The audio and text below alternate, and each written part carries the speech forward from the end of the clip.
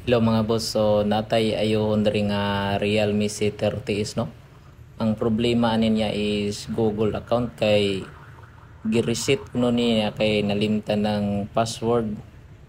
So karon pag naman nag-reset, so ang Google account na pud mo ay problema.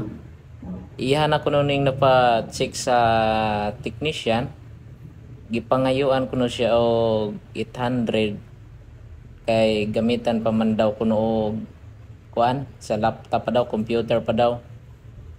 So wala siya ni sugot kay hadlok daw siya mabayrosan iyang cellphone kay basin kuno mabayrosan kay gamitan pa kuno og computer.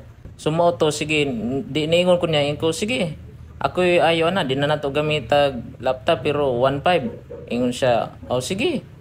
Balag ako akong mabayad basta ay lang gamitig computer kay basing mabayrosan. So moto ay ko sige di na nako gamitan og laptop dali ra kay na or kamot-kamot na.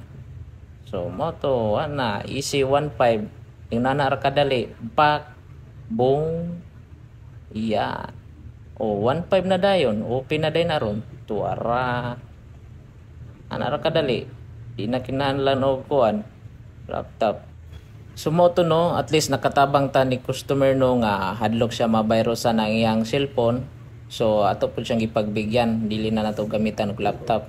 So mo to easy 1.5. Thank you.